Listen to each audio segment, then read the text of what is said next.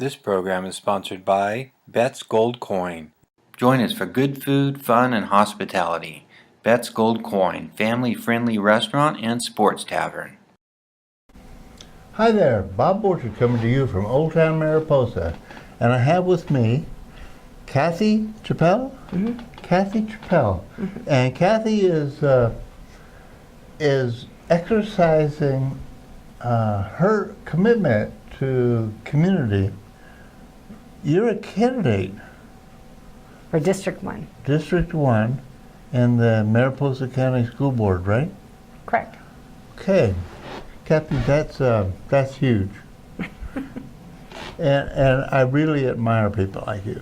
But I want to back up a little bit. You've been here for a while. I've lived in Mariposa County for about 30 years now. 30 years. But my family came here in the 1930s. My ancestors. Okay. And they're from?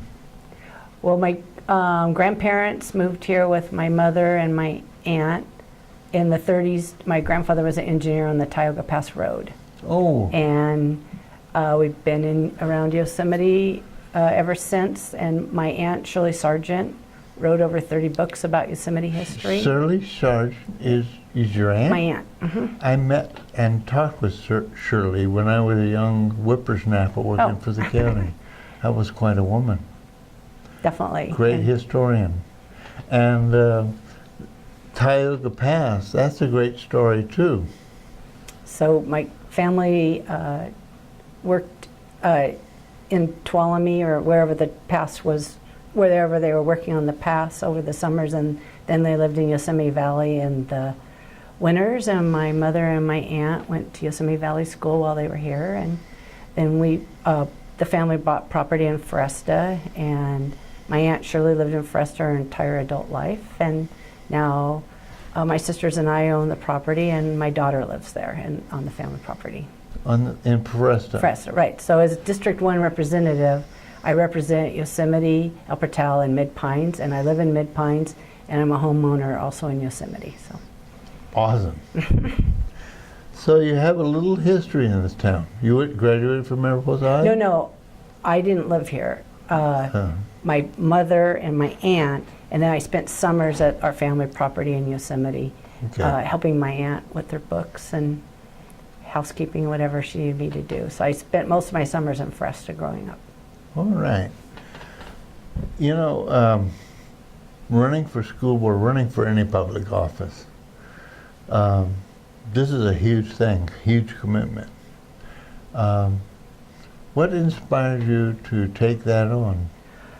Well, I taught school for 39 years. 39 years, where at? Half my time was in Ventura. Ventura? By Santa Barbara. Well, we have to talk about that. Okay. And the other half in Mariposa? And then I moved up here and taught my second half up here. And all elementary grades. Where at? At Mariposa Elementary School. Elementary, Mariposa. So I went to UC Santa Barbara and got my BA, my MA, and my teaching credential there, and then I just moved right down the coast to Ventura and taught school there before I moved here. You know, my family is from Ventura County as well. I was raised in a ranch right outside Camarillo. It's beautiful out there. Well, I love it out there. It's beautiful up here. It's a totally different kind of country. It's beautiful in both places. Used to bicycle to the beach and go surfing. But I still have family down there, so I'm down there a lot. And my husband still surfs. It's hard to get that out. I still need an ocean fix for periodically. I have to smell the salt air and Same here. And hear the waves crashing. But here in Mariposa, teaching for 15 or so years here? No, here 24. 24 at Mariposa Elementary School. You have some insight as to the issues. Country schools are a whole different kind of... Huge change when I moved from Ventura to Mariposa. And so you have a feel for how the process has to work and the scope and the responsibilities of the school board. Is there anything particular that you want to accomplish as a member of the board? I think anyone involved in education just wants to make sure the students are getting the very best education possible. Everybody, all community members. So of course, that'll be my #1 goal. But I have a few areas I just like to keep an eye on. You know, the teachers need all the support they can get. And I want to support the teachers in every way I can so that they can do their job, which is a very hard job. And in doing that, whatever I can do to help them is what I would want to do. They're transferring right now to Common Core, so they need support on that. Technology's changing every day. We need to keep current as best we possibly can in technology. And there's a little bit of a teacher shortage right now, so we need to attract and then maintain the very best teachers we can have in Mariposa. So those would be the things I concentrate on. Is it hard to recruit teachers up to Mariposa? Well, it never was before, but there's just a shortage overall in California right now. So it is a little bit hard now. It takes a special kind of person to live in Mariposa, I think. Definitely.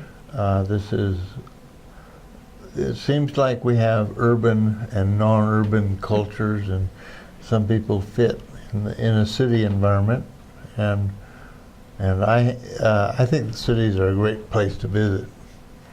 And some of my friends think the country is a great place to visit. So that's Definitely. Once you've lived up here, though, and you've had space around you, when you go back to the city and you just look out the window and see another house right there, boom, that's hard. I like the open spaces here.